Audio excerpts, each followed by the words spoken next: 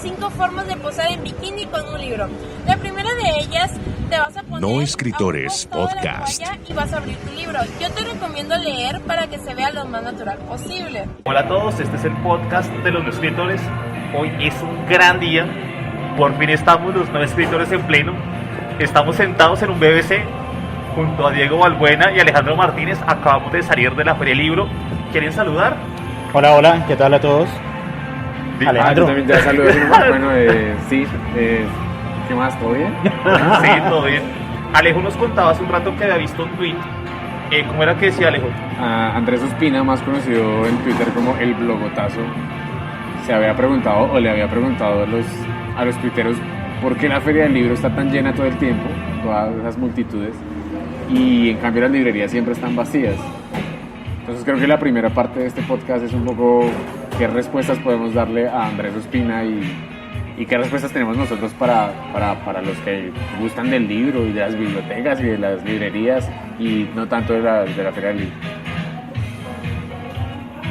Digamos, yo lo primero que me sorprende cuando entro es que veo muchos estudiantes así pelados de 15, 16 años, como en un plan más como de perder tiempo, como en un plan como estamos perdiendo clases, estamos aquí jugando, pero que haya alguna experiencia alrededor del libro o que estén acercándose, así sea un autor, sea el que sea, así sea el youtuber, que ellos les puede de pronto motivar a acercarse a un espacio de estos, tampoco lo vi. Y yo llevo viniendo 3 días, llevo desde el 1 de mayo, llevo 1 de mayo, 2 de mayo, 3 de mayo estando en la feria y no he visto una mayor experiencia literaria que le pueda estar ofreciendo a las audiencias, al público. Ahí hay algo particular y es en esa captura de ese público que es el estudiante de colegio.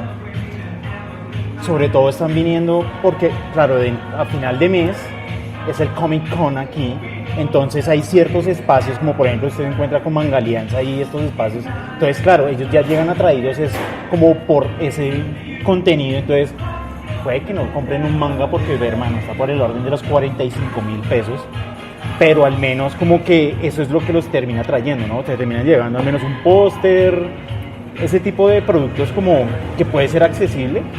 Pero entonces, por ejemplo, ese público como que llega a un espacio muy particular, o por ejemplo todo ese espacio de lo de diseño, que ha sido lo de toda la vida, que así como dijimos en el podcast donde hablamos de la Filbo, pues sigue habiendo lo mismo, o sea, un montón de cosas para, no sé, llaveros y todo este tipo de cosas. Entonces van a ese espacio, compran esas cosas que además son asequibles porque son muy baratas. Pero claro, uno llega y se pregunta como ¿qué hay de libro en ese pedazo de feria?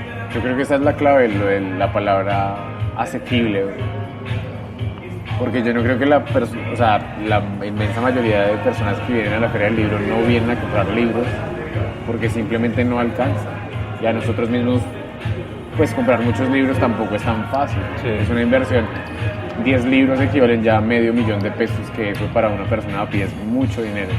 Y para un estudiante de colegio es mucho más. Lo que sí hacen las ferias o sus vendedores independientes, sus intermediarios, es ir a los colegios y entregarles como un plan en colegios que no tienen qué hacer, no saben cómo llenar un programa curricular tan largo, y en donde la Feria del Libro es una salida y es un alivio para los profesores. Y es más fácil obviamente venderlo como a los papás y que vengan acá. Ahora, eso infla las estadísticas de personas que pagaron la boleta o personas que están circulando en la Feria del Libro, pero sería mentiroso decir que esas son las personas que tienen que ver con el mercado del libro, que no me parece. Son los mercados de los accesorios alrededor del libro, sí. Los afiches, el dibujo, pero el libro no, porque el libro no está hecho, su mercado no está hecho para esa población. Ahora yo no sé, pero yo no sé cómo manejarán las estadísticas, por ejemplo, cada uno de las librerías, pero casi siempre ellos dicen que al final de la feria es un gran logro porque logran gran parte de las ventas anuales aquí en la feria, a pesar de lo que estamos viendo, es decir, casi todos los días está lleno de estudiantes de colegio que sabemos que no son los que acceden al libro, pero luego todos los que tienen stand reportan una ganancia notable a final de la feria diciendo como no, esto fue un éxito porque logramos vender lo de X porcentaje del año. ¿Quién está comprando los libros? Y entonces hay que preguntarse por qué es, como decía Andrés Ospina, ¿por qué entonces si vienen a la feria y no van a las librerías? ¿Por qué las librerías están vacías? No sé qué me dirán. Porque al final de cuentas termina siendo un plan, ¿sí? Termina siendo un plan como para decir yo fui a la feria. Yo creo que hasta consiste en una cuestión más de estatus, ¿sí? Que venir a una feria donde supuestamente es un espacio literario, donde hay un espacio con las letras, sí implica como decir que uno está en contacto con otro tipo de contenidos que me pueden destacar con relación a otro tipo de personas, ¿sí? Y en ese sentido, por eso también pienso que simplemente la idea es venir, tomarse unas fotos, compartir algo con un hashtag que está relacionado, porque pues estábamos compartiendo algunos contenidos en las cuentas sociales, en las redes sociales de los escritores, y fácilmente cuando yo ponía hashtag Filbo había cerca de 230.000 personas que ya habían usado el hashtag. Entonces sí es gente que viene a hacer una manifestación en redes, que están en este espacio, pero más allá de eso yo no veo mayor cosa. Yo creo que el logro de la Filbo y de la Cámara del Libro y en general de la ciudad, porque eso también está relacionado con la ciudad, es que la feria sí está institucionalizada como un evento importante en el calendario de eventos culturales de la ciudad. Y más allá de lo que yo vaya a hacer, comprar o no comprar libros, pasear o no, sé que la Filbo es un evento del año y que pasa en el año y que hay que ir. Así nunca en mi vida haya comprado un libro en la feria, así nunca me haya alcanzado para comprar un libro, pero es mi acercamiento que no está, o sea, seguramente ya para ellos ni siquiera es voy a ir a la feria del libro a ver libros, sino voy a ir a la feria del libro a estar en la feria del libro y lo que eso implica. Y ahí está el ejemplo de lo que vimos hace unos minutos. Cuando entramos al pabellón, a uno de los 17 pabellones de Random House, sí. Que estaba pues por un lado el ganador del Masterchef, que no sé quién es el ganador del Masterchef, no me importa saber, y estaba Peter Albeiro. Tal vez Peter Albeiro es el ganador también de Masterchef y no sé, y no. Pero era porque la novedad editorial de Random House, Penguin, Mondadori y todas esas, era Peter Albeiro con su libro del $1.000.000 o $1.000.000. Y la posibilidad que tiene un estudiante de colegio, una persona a pie, de ver esa estrella mediana baja, pero verla ahí y tenerla que es tomarse una selfie, ni siquiera le va a firmar el libro porque no tiene para comprar. Pero el que estaba ahí dentro de... Sí, era el que estaba ahí. Ese era Peter Albeiro. Entonces Peter Albeiro estaba firmando su libro. Y entonces ahí les boto la otra pregunta. ¿Qué es lo que pasa con eso? Hace unos 3 años, cuando todo el mundo se quejó por el youtuber y las filas del youtuber, y que desde la academia casi que había un rechazo, bueno, ¿cuál es la posición de todos esos académicos y esos grandes escritores al lado de Peter Albeiro, que también tiene su libro y también tiene su fanaticada atrás? Yo creo que, claro, el grito lo puso gente externa, digamos, es decir, claro, esa gente que todavía considera que el libro, y sobre todo el libro literario, pues tiene un lugar allá en el Parnaso y toda esta vuelta. Entonces, claro, dijeron como no, eso es todo un insulto al libro, traer a este tipo de sujetos pues que prostituyen la literatura. Pero como se bien decía Alejandro, lo que hoy vimos en los pabellones que estuvimos mirando, pues hombre, entre sagas, entre este tipo de libros, entre un poco de autoayuda, como esa literatura empresarial, de autoayuda, todo este tipo de cosas, pues definitivamente eso es lo que venden realmente. Yo creo que esa es la mayoría de ventas de toda esta gente. Ahora claro, hay espacios ya muy particulares. El Fondo de Cultura pues listo, ya tiene pues su nicho que seguramente capturará al que siempre va al Fondo de Cultura a buscar lo que siempre busca. Pero es triste que, como hoy lo vimos, que una de las novedades era Emilia Pardo Bazán, y uno dice, si esa es la novedad del fondo, pues es que van muy a la fija con su público.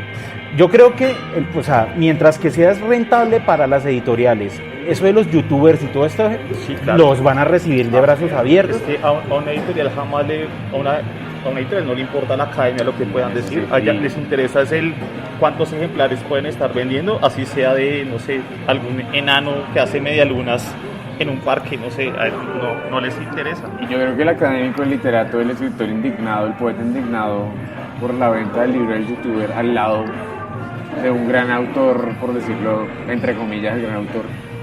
Lo que vimos hoy, que estaba Philip K. Dick al lado de, no sé, Osho o algo así, Y, justo uno al lado del otro. y al otro lado James Rodríguez. Y al otro lado James Rodríguez contando la historia del 10.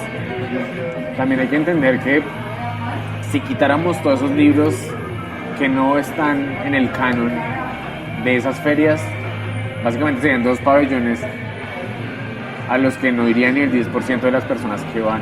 También hay discusiones que son válidas de gente en la que encuentra en un libro de autoayuda pues, la posibilidad de leer y un escape, porque al fin y al cabo para eso es el libro, no es necesariamente para tener una postura filosófica, una postura crítica ante el mundo. También el libro tiene de todo un objetivo ahí de comunicación básica, y yo creo que en ese sentido pues la feria sí ayuda para eso, a que se venda eso de manera masiva. Claro, porque hay, de fondo, cuando aparecen esas críticas, es también pensar esa idea que viene flotando, no sé de dónde exactamente, de el libro te va a transformar, el libro te va como a salvar, o te va a hacer mejor persona, o te va a hacer más sabio, bueno, todo ese tipo de ideas que yo no sé en verdad de dónde es que lo terminan adquiriendo.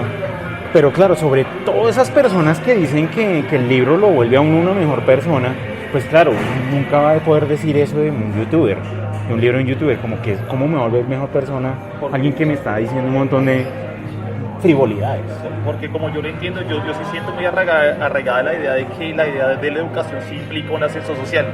Y pues si el libro se da, la educación se da mediante el libro, pues si usted lee, usted va a crecer de alguna manera, va a ascender. Es una idea que fácilmente tiene un ciclo, sí, son ideas que Sí, es una son línea viejas, sí. Una línea vieja, goda. Ajá. Y sí, también lo mismo, si quitamos toda esa base de libros de autoayuda, sagas, que tienen autores que viven y mueren y se olvidan por la historia de la literatura para siempre, pero son ese mercado el que sostiene a los autores de canon, Sí.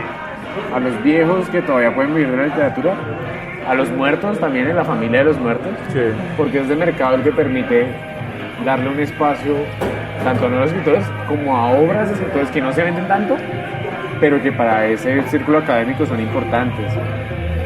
Entonces, creo que hay que entender la Feria del Libro como eso, como una feria, y es un poco también, es triste que se diga como que la literatura se vendió al mercado, este autor se vendió. Pues de alguna manera todos los autores lo que quieren es venderse, no creo que habrá contadas excepciones, pero pues de algo hay que vivir, ¿no? Sí, porque además Alejo tocó un buen punto, es como esa idea romántica alrededor del libro, ¿no? Porque es una idea muy romántica de decir como gente que vive por el arte, digamos, de alguna manera, y pues un editor jamás va a pensar así, jamás lo va a pensar. Un autor, hasta de pronto, pero si es una feria de editores, porque no es una feria de autores, pues obviamente les va a interesar ejemplares, sea de James, sea de Falcao, sea, digamos, este que fue muy popular la filmo pasada, que fue de Tatán Mejía y la novia, que hicieron una novela de los dos, una cosa terrible, y esa cosa llenó, y ese fue el libro que más vendió el año pasado. El de Tatán Mejía, que es como un motociclista, y la novia que es modelo, hicieron como una ficcionalización de su relación. Pero seguramente eso permite que la editorial flote y saque Sí. otros libros que pueden salvar, no sé, la literatura en general local, o sabemos que, digamos, la función del libro de Tatán Mejía y su novia, que eso habla muy mal de nosotros, que no sabemos cuál es la señora y eso Sí. no nos puede pegar. Pero ese libro y las ventas de ese libro dan para que esa editorial X o Y pueda sostener otros libros. Y ahí me viene la idea y la imagen, además, del Random House con sus 500 sellos distintos que siguen siendo un solo Dios, y que justamente las editoriales como de bolsillo para algún público, o estas que yo no conocía pero que hoy vi blog, o es que hablan solo de novelas de sagas, son justamente esas las que sostienen a Alfaguara, que sostienen también la misma Random House Literatura, y que me permitan a mí leer, no García Márquez, porque García Márquez se sostiene solo, pero también me pueden permitir leer autores locales, no sé, Antonio García Ángel, o me pueden dejar leer, No sé ni siquiera Hablando si... de Juan Cárdenas, algo así. Ese tipo, bueno, Juan Cárdenas periférica, pero sí Ah, otros sí. personajes que están alrededor de, digamos, el nicho pequeño de la literatura y que gracias al pulpo ese pueden sobrevivir porque las sagas de alguna manera los alimentan. Ya que Alejo pone el punto como de los 17 stands de Random House, hay una vaina que sí me preocupa mucho y era como la poca diversidad editorial, ¿no? Porque solamente se ve Planeta, se ve a Random House con una presencia muy fuerte y con un catálogo medio disperso, como que simplemente le están intentando apuntar a muchas cosas, pero realmente no se ve una propuesta, en el mundo se ve una propuesta literaria que le esté apostando a algo entre ellos dos, y quienes lo puedan estar haciendo no tienen un espacio importante en la feria. No sé. Pues yo no sé, está sucediendo como en todos los medios del entretenimiento, digamos. Espera que me cayó esta vaina.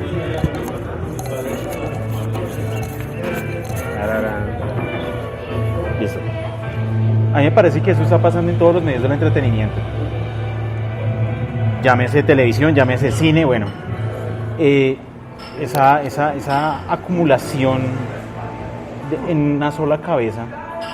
Pero si, por ejemplo, algo que creció en esta feria respecto a las anteriores es la zona de las editoriales independientes. Eso sí hay que resaltar que cada vez piden más espacio porque están creciendo y están al menos ofreciendo algo que no hace parte de ese gran conglomerado y que efectivamente lo que le permite a uno es conocer efectivamente nuevas voces. No sé si nuevas, pero sí por lo menos diferentes. Porque, claro, o sea, como que el estar escuchando siempre tanto a Penguin como a Planeta son nombres que usted le están martillando día y noche. La academia, los mismos medios, le están siempre hablando de los mismos autores. Pero hay a través de las editoriales independientes unos nombres que no son los que repercuten en lo mediático, pero que tienen ahí, o sea, son muy interesantes. Es decir, ahí está Mariana Enríquez, por ejemplo, ahí está la misma Margarita García Roballo, ahí está, ¿quién más estaba por ahí que vimos hoy? Pues ahí está también Claudia Hernández, Alejandra Costamagna, Ahí están. que además uno se da cuenta, la misma Rita Indiana que pasan de Sí. dos independientes, de Periférica que es independiente y ahora con Laguna, y tiene la posibilidad Rita Indiana, una muy buena escritora del Caribe, venir acá y decir como ahí tenemos un trabajo para ustedes. Y creo que también es un espacio pues que nosotros desde los machos que somos es difícil hablar, pero hay también un espacio para las escritoras, que tal vez estas grandes editoriales, estos grandes sellos, pues ellos van por el mercado y están los grandes papás de la literatura, y entonces está Vargas Llosa y García Márquez engrosando esas filas de señores que desde hace 50, 60 años dictan lo que es la literatura. Entonces creo que es importante ese sello editorial. El miedo de lo que puede pasar es, me acuerdo de ese capítulo de Los Simpsons, cuando Homero abre su propia compañía de internet que se llama Hipermundo, ese mismo programa, y luego llega Microsoft a comprarle su empresa y lo que hace es patearle los computadores, romperle todo, y eso es... Porque no vive de firmar cheques. Exacto, entonces tal vez esa es la amenaza, porque en esa expansión de Random House por un lado y Planeta por el otro, esas editoriales pequeñas terminen siendo tragadas, absorbidas por estas enormes que son la mitad de la feria, sino más. Sí, porque es que yo ahorita hace un rato les planteaba a Alejandro y a Diego, de verdad, qué tan independientes podían ser esas editoriales, en cuanto a que yo, como entiendo, la mayoría de los autores que están acercándose a Laguna son mediante agente literario, ¿sí? Es decir, deben tener un agente para acercarse a publicar. ¿Qué tan independiente puede ser alguien que escribe si necesita un agente que se relaciona con un medio que lo acerque a una editorial? Yo creo que lo que pasaría ahí con las independientes es que, bueno, y pongamos el ejemplo de Margarita García Roballo, que es claro que conocemos a la autora, bueno, a su obra al menos, y pues ella ya está publicada por Alfaguara, ¿sí? Tanto libros de cuentos como la última novela, Cosas peores. o Tiempo Muerto, Tiempo ¿no? Muerto, Tiempo Muerto. bueno, Entonces, los cuentos. sí, esas dos están Primera ahí en persona. Alfaguara, exacto. Primera Y por otro persona, lado, Laguna. entonces primera persona o Hasta que pase un huracán, si no estoy mal, Sí. siempre esas dos están publicadas en Laguna porque son de alguna manera productos no comerciales de Margarita Garzón, de la misma autora. Entonces son productos fragmentados. Por ejemplo, la novela de Hasta que pase un huracán es una novela de 50, 60 páginas que es de alguna manera es una extensión muy pequeña para lo que suele manejar la gran editorial. Entonces también en el caso de Laguna se vuelve un nicho para experimentación literaria que no está dispuesta, exacto, las grandes no están dispuestas a entregar a esa experimentación. Lo que te van a dar es dame una novela completa, dame una novela total con personajes definidos, no me hables de tu intimidad, no me hables de nada, dame una novela que yo pueda vender. Entonces eso se hace con las editoriales grandes. Lo que va más allá, entonces para eso están las independientes y creo que eso es un papel muy importante de las independientes. Y ve que en el caso de Margarita García ahí hay una cosa muy interesante de una transformación de la concepción de lo editorial, porque ella acaba de sacar Primera Persona en una editorial, si mal no estoy, es española, y si mal no entiendo, ese libro ha sido publicado en 3 o 4 editoriales diferentes. Entonces me parece que esa es una nueva visión del autor de cómo empezar a pensar su obra para ser explotada. O sea, ya no es como yo me caso con esta casa y que entonces, como sucedía antes, yo le vendo mi vida y entonces si yo destaco la misma editorial, entonces eso hasta me daba plata y esa palillo de putas. No, ya no sucede ese tipo de cosas. Ahora lo que sucede es, yo escribo un producto, hay alguien que dice como está bien, yo se lo publico por X cantidad de ejemplares, se acaba ese contrato, el autor ¿qué hace? Pues coge ese libro y se lo manda a otra y así luego a otra. Entonces ese caso de ese libro de Primera Persona me parece que es paradigmático porque me parece que es como la figura que empieza a sostener. Laguna hace eso. Laguna lo que viene haciendo es coge entre libros que ya han sido publicados en otros países que no llegan acá, los trae, los publica y a veces a ese mismo autor luego le publica un texto inédito. Entonces creo que ese es como lo que llamaríamos hoy ser independiente, al menos en el corte de Laguna, porque ya otra cosa es esa asociación de editoriales independientes que está un poco más para atrás, que es un stand un poco más pequeño y agolpa muchas más editoriales, que ellos si vienen es como, pues venga, esto es lo mío y vamos a ver, si yo logro vender X cantidad, siempre va a ser ganancia. O sea, son cosas que efectivamente, si uno no lo consigue en una feria, difícilmente uno lo encuentra, o se lo encuentra en librerías ya muy especializadas, al menos aquí en Bogotá. Entonces creo que ese es como el espíritu independiente, me parece. Creo que Fernanda Trias hizo lo mismo con La Ciudad Invencible, que recién ahora es un estreno pues en Laguna, pero ya había sido publicada hace un par de años, si no estoy mal, en Uruguay, y que tal vez otra editorial en Bolivia va a agarrar. Entonces es otra forma de llegar a los públicos que pueden aprovechar escritores, por ejemplo, centroamericanos. Centroamérica tiene un reguero de países pequeños que no alcanza a enlistar, y las mismas personas de Centroamérica, tanto escritores como investigadores de la literatura centroamericana, dicen que básicamente no hay un mercado editorial en esos países, no se consiguen los libros de los mismos escritores, pero estas editoriales independientes permiten, en el caso, si no estoy mal, el nombre es Claudia Hernández, una salvadoreña, llega acá con Laguna, pero también pueden llegar a partir de esas editoriales pequeñas a otros mercados. Ahora, yo creo que al fin y al cabo Random House, y creo que ese sería como mi tema propuesto para lo que sigue, y es, hoy también estábamos hablando de Disney comprando la 20th Century Fox y todo lo que está ahí detrás, y esos monopolios bien escondidos al que tanto temía el supuesto capitalismo del siglo XX, pero que ahora ya no importa. Para ustedes, cuáles son las consecuencias de esos pulpos enormes que tienen tantos sellos editoriales como Random House y Planeta ¿Y qué te pasa, como Diego decía hace unos ratos, básicamente en la industria del entretenimiento? Monopolios de la cultura del entretenimiento. ¿Para dónde vamos? ¿Y eso qué? ¿Cuáles son las posibilidades? Yo considero que va a haber como un aplanamiento de los contenidos culturales, ¿sí? Esos monopolios lo que van a hacer es que no haya picos, no haya una cuestión dinámica de contenidos diferentes, de contenidos que puedan ser enriquecidos de diferentes perspectivas, sino que ya tienen cuestiones casi que formulaicas, saben que si esto les funciona van a seguir publicando esto, sea que lo escriba Edgar Medrano, sea que lo escriba Diego Albuena, sea que lo escriba Alejandro Martínez. Si ven que cualquier persona o cualquier autor encaja en una fórmula, lo van a hacer y lo van a publicar, así sea 20 veces impreso el mismo libro con diferentes títulos. Y planes de Random House, yo creo que hasta ya está pasando, porque yo me he topado con varios autores y yo digo, bueno, acá pues estuvo bueno, pero yo creo que ni me acuerdo el nombre ya de esos que pude haber leído.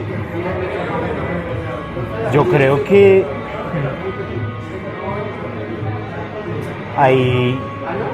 bueno, también hay otro fenómeno y es ser bendecido por esa casa, ¿no? Como ser un Lannister, que puedes que sí, sea muy malo, pero dentro de todo tiene un beneficio, ¿no? O ser un Targaryen. Ser de Random House es como un gran logro para muchas personas. Es decir, para unos autores puede simplemente ser como un lugar más de distribución, pero para otros pudo haber sido simplemente el objetivo principal de su escritura, que en algún momento una casa como Random House me reconociera y me publicara. Entonces me parece que ahí también luego ahí puede generarse como un fenómeno como de deificación de ese tipo de espacios, en donde claro, como ya es tan grande, digamos, si a mí me publica Ediciones B, es como que dio un pequeño paso para que algún día pueda llegar a ser luego de bolsillo, para que luego pueda tener en la carátula Random House. Porque sí, sería como Alfaguara y Random House, porque yo creo sí, que son caminos. y se termina siendo como una estratificación también de los escritores, ¿no? Exactamente, entonces me parece que ese fenómeno me parece que puede empezar a crecer precisamente porque sea una la cabeza de todas esas editoriales, que además esa editorial hace eso, es decir, como que empieza a estratificar a los autores como diciendo, sí, bueno, tu novela está bien, pero pues no es como de gran impacto, dejémosla en Ediciones B. Ah, bueno, entonces ya vendimos tanta cantidad de ediciones, entonces puedes subir un escalón, entonces ahora ser de bolsillo. Entonces uno empieza a decir como, hey, o sea, esto se vuelve efectivamente un reality de la literatura, y eso alimentado un poco con los concursos que puedan alimentarse, bien sea el del distrito o de la nación, que empiezan a tener como relación con ciertas editoriales para que pueda haber distribución de esos autores, pues no sé hasta qué punto se siga alimentando un poco esa idea de empezar a, no sé, una competencia o un estar escalando pues dentro de un gran pulpo, porque finalmente es un único, o sea, estaría escalando dentro de uno nada más, a ver qué tan alto puedo llegar, si puedo llegar a que él tenga en la portada que diga Random House. Es que eso me pone a pensar al final de cuentas, es que las editoriales son sitios que están acumulando prestigio, ¿sí? Y acumulan prestigio a partir de los nombres que tienen firmados con su sello. Y juegan con los autores de esa manera, porque si fácilmente, estamos hablando de Penguin, tiene distintos sellos que son como sus ramificaciones, son sus brazos, digamos. Y si puedes decirle a los autores, tú perteneces a este otro sello, de esta manera estás dando el prestigio como una moneda de cambio. Porque listo, si usted no pertenece a esta, tú vales menos. Te voy a dar menos prestigio porque tu trabajo no lo vale. Pero aún así perteneces a Penguin. Claro, porque de todas maneras no es, o sea, yo no sé si es un desprestigio como tal.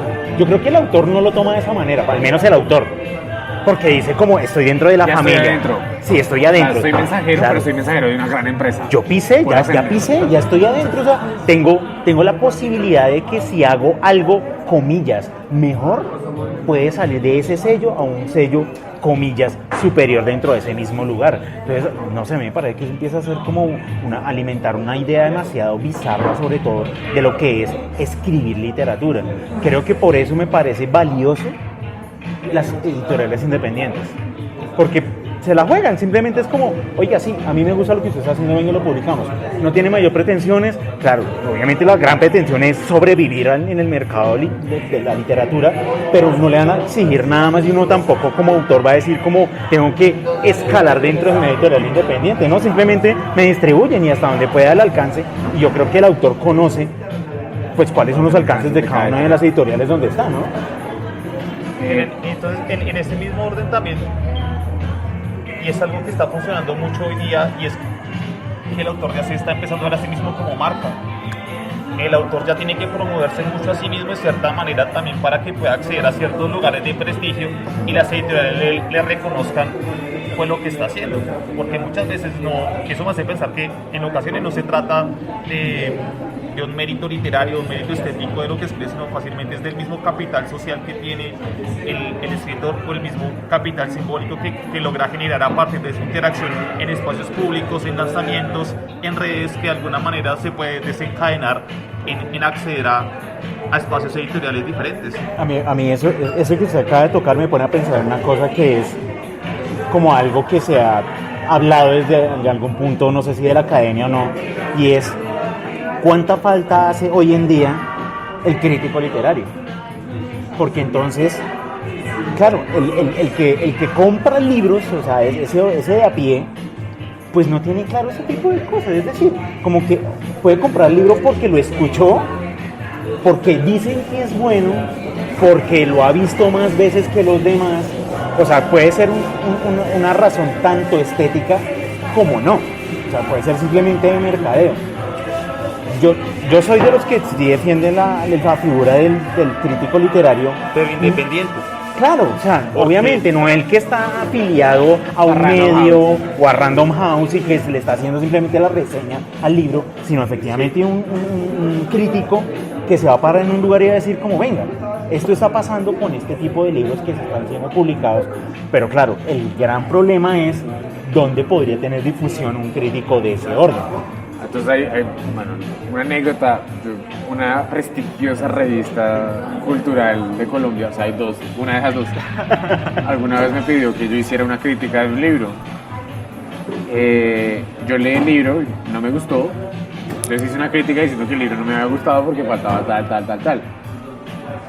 Y, o sea, primero, claro, la revista me envió el ejemplar nuevo del libro a mi casa, me dijo, haga una crítica sobre esto. O sea, hubo un gasto por parte de la revista, y de alguna manera el trabajo de la revista, o el pacto de la revista era que yo iba a hacer un trabajo crítico sobre eso. Yo hice mi columna o lo que fuera, en donde decía pues, cuáles eran las razones que no pensaba que era un buen libro y qué se podía rescatar de la historia. El editor me dijo como, no le vamos a publicar eso porque usted lo que tiene que hacer era hablar bien del libro. Y ahí es cuando uno dice, bueno, si aquí en Colombia tenemos dos revistas que hablan de literatura, El Malpensante, Su Independencia, que no tiene precio, y Arcadia, cuyo precio sí está ahí conocido. Entonces, ¿cuál es el lugar del crítico independiente?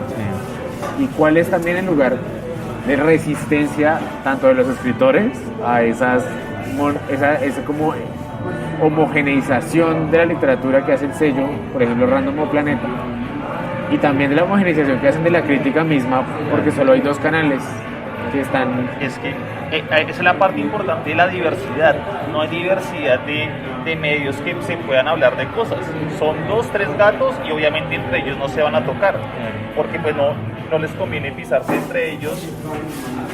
Entonces por eso hay que apostar o pensar digamos de manera de empezar a mover ideas por lo menos en otro tipo de espacios y otro tipo de medios, porque si hace falta diversidad, hace falta lugares donde así sean tonterías, pero donde se puedan decir nuevas cosas o cosas que puedan ser así sea agresivas o que puedan ser una afrenta a estos grandes.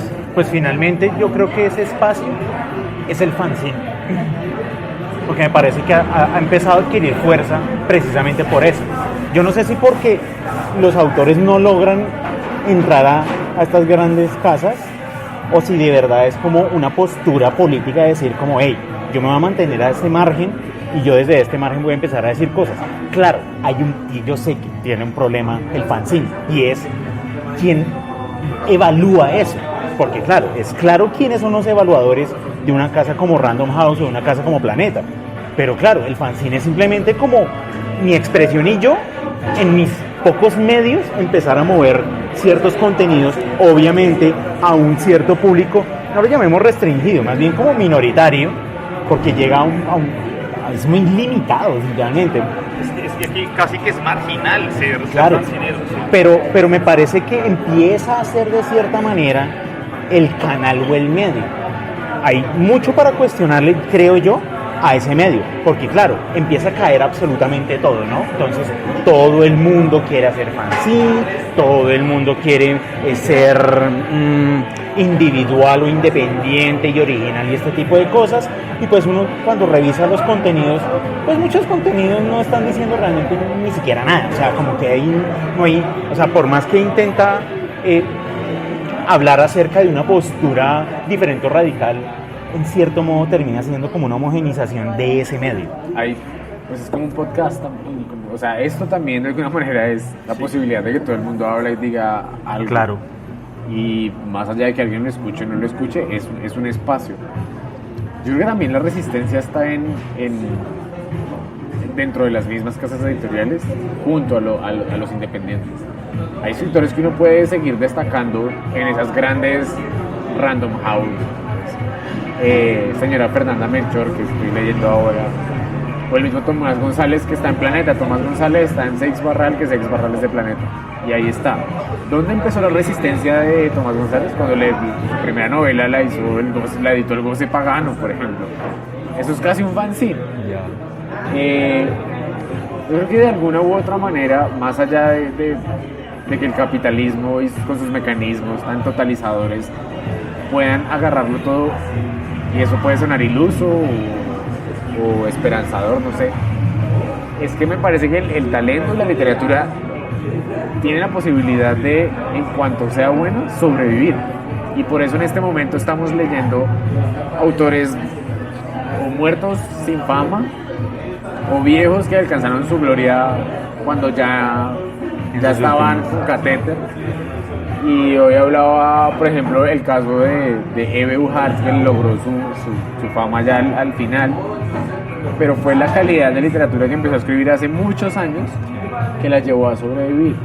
Claro, nos perderemos mucho más, pero nos perderemos también mucho más de lo que ya está publicado, porque no hay tiempo para leer tantos libros. Claro. Y esa es una de las razones por las que, en mi caso, me es tan difícil ir a una feria del libro, ver tanto material y saber cómo yo nunca voy a leer todo esto. E incluso inhibe como en mis propias pretensiones creativas, como yo porque quiero sumarme a toda esta basura, a todas estas masas de libros que estoy haciendo, ¿no? Entonces, también estas ferias, ¿qué impacto tienen en los creadores? Que de alguna manera es para donde está dirigido este podcast de los no escritores, que buscan primero decir, si no estoy en Random House o no estoy en Planeta, no soy nada, o ya hay tanto ahí que para qué voy a vender, ya hay tanto podcast que para qué grabarme, ya hay tanto fanzine que para qué fotocopiarme, ya hay tanto libro que para qué escribir. Entonces, ¿ustedes qué dicen que tienen que decirle a esa gente que quiere seguir escribiendo?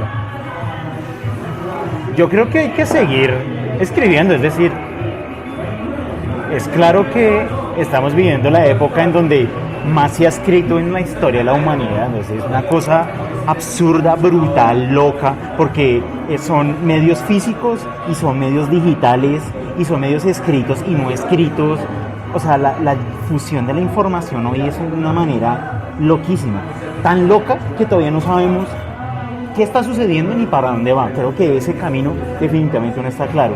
Aún así, creo que hay que seguir haciéndolo, hay que seguir creyendo y confiando en que lo que yo estoy expresando no es original necesariamente, pero es una expresión propia desde donde yo estoy viendo el mundo, que es básicamente lo que hace un escritor, es decir, es simplemente pararse en un pequeño momento, en un pequeño instante y decir, yo desde este ángulo veo la vida de esta manera, y que lo crea y además lo haga de una buena manera, es decir, esfuércese un poco en el manejo de su idioma, sea cual sea, hágalo bien, y seguramente va a tener una repercusión que puede que no sea que algún día le pongan el sello así en la frente, Random House lo certifica, pero hombre, puede que ya no lo lean 2 o 3, lo lean 20 o 30.